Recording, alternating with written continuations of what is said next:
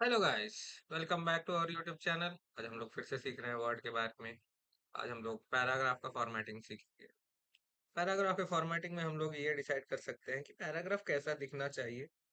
Centre में आए, left में आए, स्पेस कितना रहे ईच पैराग्राफ के बीच में, या सेंटेंसेस के बीच में, पैराग्राफ का कलर क्या हो, पैराग्राफ का बॉर्डर क्या हो, ये सब डिसाइड करने के लिए हम लोग पैराग्राफ में फॉर्मेटिंग यूज करते हैं। तो आइए देखते हैं। तो पहले, जैसे कि आप देख सकते हैं, ये टाइटल है।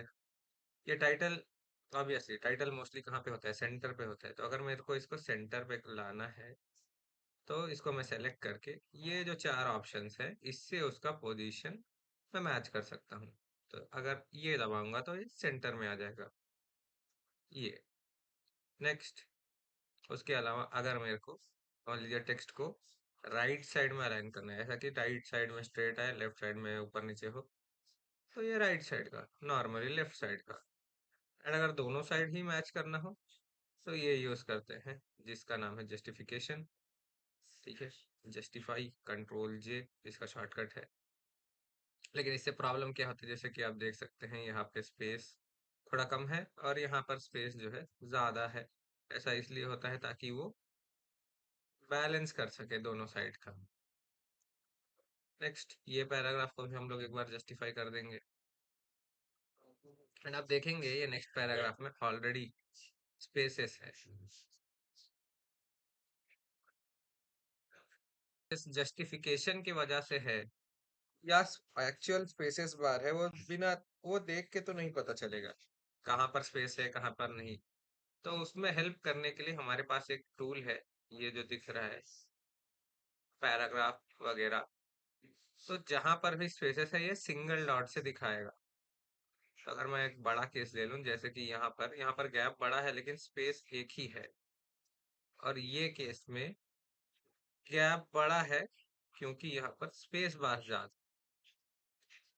यहाँ पर भी देखिए सेम केस। तो ऐसे एरर्स को फाइंड करने के लिए ये टूल हमको हेल्प करता है। उसी के साथ साथ पैराग्राफ कहाँ पे ब्रेक हुआ है वो जानने के लिए भी हेल्प करता है। इन केस मैं इसको ऑफ कर देता हूँ पहले।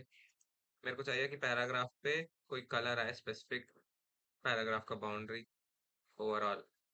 तो वो मैं इससे सेलेक्ट कर सकता हूँ पैराग्राफ कलरिंग टूल से। में भी मोर कलर्स में अगर हम लोग जाएंगे, तो ज़्यादा कलर्स ऑप्शंस सेलेक्ट कर सकते हैं। ये पूरा देखिए साइकिल है, और इसमें जाके और अच्छे से जो भी मर्जी जो कलर चाहे वो कलर सेलेक्ट कर सकते हैं। प्रेजेंट के लिए तो मैं नो कलर ही प्रेफर करूंगा। एंड ये जो आइकॉन है, इससे हम लोग पैराग्राफ को बाउंड्री दे सकते हैं। समझ लीजिए मैं दो पैराग्राफ सेलेक्ट कर लेता हूँ ताकि इजीली अंडरस्टैंड हो। ये पैराग्राफ बाउंड्रीज में बहुत सारे ऑप्शन, जैसे बॉटम तो नीचे लाइन आ गया, टॉप ऊपर लाइन आ गया, लेफ्ट में लाइन आ गया, राइट में बॉर्डर आ गया, नो बॉर्डर्स, या पूरा बॉर्डर हर सेंटेंस के बाद पे आप बॉर्डर, या सिर्फ आउटसाइड आउटसाइड बॉर्डर, या इनसाइड बॉर्डर्स। अपने मर्जी के हिसाब से जो सही लगे तो ऐसा लगा सकते हैं। वर्टिकल हो तो वर्टिकल, हॉरिजॉन्टल हो तो हॉरिजॉन्टल, ओनली है हॉरिजॉन्टल या अपनी वर्टिकल लगा। तो ये बॉर्डर्स के लिए है, ये कलरिंग के लिए है। नेक्स्ट, ये जो है ये स्पेसिंग के लिए है। टेक्स्ट के बीच में कितना स्पेसेस आए हर पैराग्राफ एंड होने के बाद, ये हम लोग डिसाइड कर सकते हैं। उसी के साथ साथ अगर पैराग्राफ स्टार्ट होने से पहले एक स्पेस बार ऐड करना है, तो पैराग्राफ एंड होने के बाद एक स्पेस बार ऐड करना है, तो वो ये दो ऑप्शन से कर सकते हैं। इसको अच्छे से समझने के लिए ये ऑप्शन भी है। अगर मैं, ये देखिए ये सेंटेंस दिखा रहा है बिफोर, मतलब ये सेंटेंस स्टार्ट होने से पहले मेरे को स्पेसिंग चाहिए क्या, तो मैं इसको बढ़ा दूंगा तो स्पेसिंग बढ़ जाएगा। आफ्टर, पैराग्राफ खत्म होने के बाद भी अगर मेरे को स्पेसिंग चाहिए, तो वो भी मैं दबाऊंगा एंड ओके। देखिए पैराग्राफ के बाद में स्पेसिंग बढ़ गया। इसको आप सिंपली इसको आप सिंपली यहाँ पर जाके रिमूव दबाने से सिंपली एक ही क्लिक में वो रिमूव ही हो जाएगा बिफोर ना। नेक्स्ट, ये जो भी ऊपर के ऑप्शन है, इसमें से ये दो ऑप्शन पैराग्राफ को इंडेंटेशन के लिए यूज करते हैं। इंडेंटेशन मतलब सिंपली लेफ्ट या राइट में मूव करने के लिए। समझ लीजिए मेरे को यहाँ पर पिक्चर स्टिक करना है प्रिंट करने के बाद, तब इंडेंटेशन मेरे को यूज आएगा। या मैनुअली कुछ लिखना हो उसके बाद में, तब इंडेंटेशन यूज आता है। इससे राइट को हटेगा, इससे लेफ्ट को हटेगा।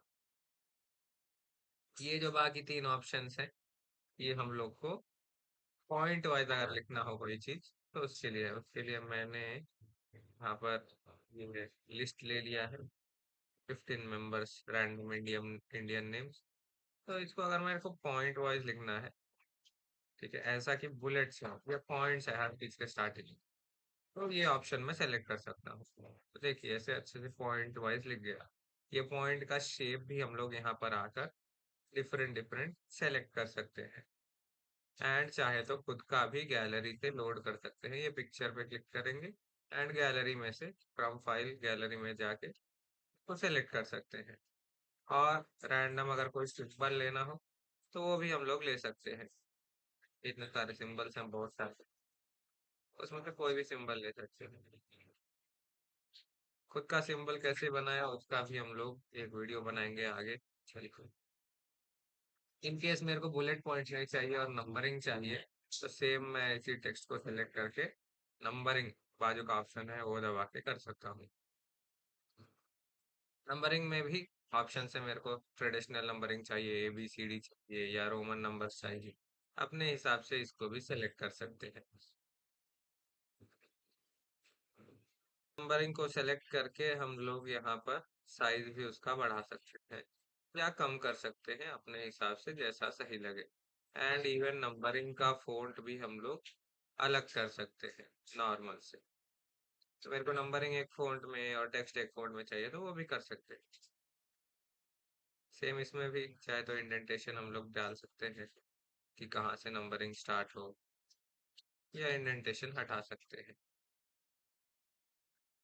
नेक्स्ट, उसके बाद ये जो टूल दिख रहा है, नेक्स्ट ये जो टूल दिख रहा है A to Z, ये बहुत ही इंटरेस्टिंग टूल है।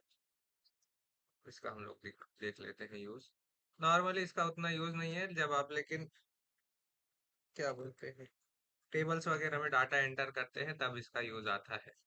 तो जैसे कि दिख रहा है A to Z लिखा है, तो वो अलाइनमेंट करता है A to Z में।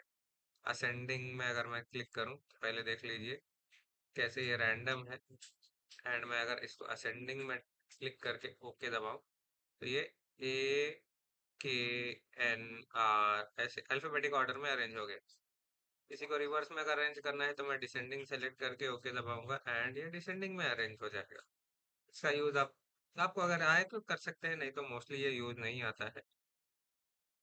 नेक्स्ट, ये जो टूल है ये क्लासिफिकेशन वगैरह के लिए है। तो अगर मैं ऑर्गन सिस्टम ह्यूमन बॉडी का क्लासिफाई कर लूँ, तो ये ऑर्गन सिस्टम एक कैटेगरी हो गया।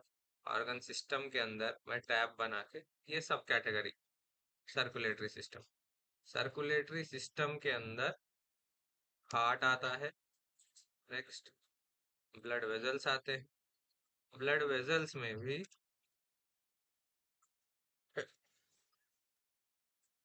आर्टरीज आते हैं, वीन्स आते हैं एंड कैपिलरीज आते हैं। देन ब्लड भी आता है। तो देखिए organ system, sir organ system के अंदर सर्कुलेटरी सिस्टम एक पार्ट है, हार्ट है, ब्लड वेजल्स है, ब्लड वेजल्स में टाइप है एंड ब्लड है। सेम ऐसे ही रेस्पिरेटरी सिस्टम भी इसके अलाइनमेंट में आ जाएगा। रेस्पिरेटरी सिस्टम के अंदर पार्ट्स क्या क्या है, लंग्स है, लंग्स है, then trachea, then bronchi, then diaphragm.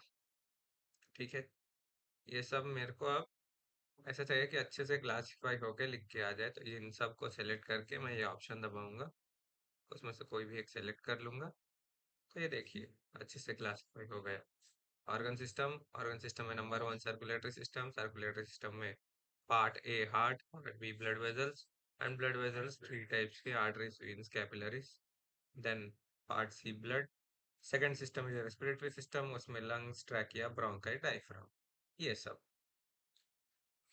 तो ये है सिंपल सा। पैराग्राफ फॉर्मेटिंग में हम लोग ज्यादातर बुलेट पॉइंट्स और इसका ही यूज करते हैं।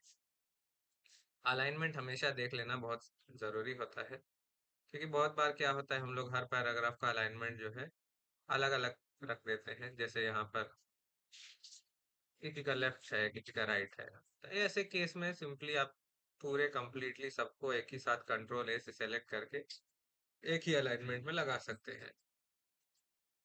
एंड और एक इम्पॉर्टेंट चीज ये है कि हम लोग चाहे तो अलाइनमेंट बाद में करना ही बेटर होता है कि एक बार पूरा आपका डॉक्यूमेंट रेडी हो गया, उसके बाद आप अलाइनमेंट टेक्स्ट का स्टाइल वो सब सेट करें तो ज्यादा इजी होता है।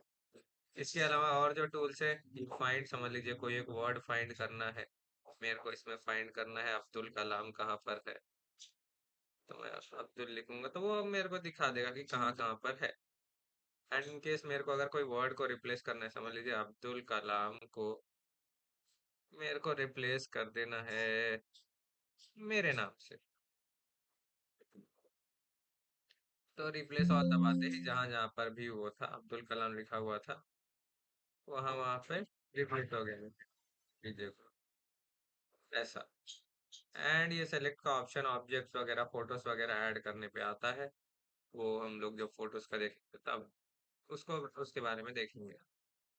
नेक्स्ट यहाँ पर कट है, कॉपी है एंड पेस्ट है। आप चाहे तो क्लिपबोर्ड यहाँ पर दबाकर मल्टीपल आइटम्स कॉपी करके रख सकते हैं, जैसे इधर मैंने इसको सेलेक्ट किया कंट्रोल सी से कॉपी किया यहाँ पर ऐड हो गया। नेक्स्ट ये वाला टेक्स्ट कॉपी किया कंट्रोल सी से, तो ऐसे लिस्ट बनते जाएगा। इवन नेट से भी अगर आप कुछ कॉपी करेंगे तो भी यहीं पे ऐड होगा, तो एक ही बार आप चाहे तो बहुत सारा कुछ कॉपी करके यहाँ पर पेस्ट कर सकते हैं। नेक्स्ट क्लिपबोर्ड में आके आपको जब मर्जी जहां मर्जी, मान लीजिए मेरे को यहाँ पर पेस्ट करना है ये वाला, तो मैं ये क्लिक करके यहाँ से पेस्ट कर दूंगा एंड डन। यहाँ पर मेरे को दूसरा वाला करना है, यहाँ पे आके ऐसे पेस्ट दबा दूंगा एंड ऐसे। तो ये था फॉर्मेटिंग के बारे में।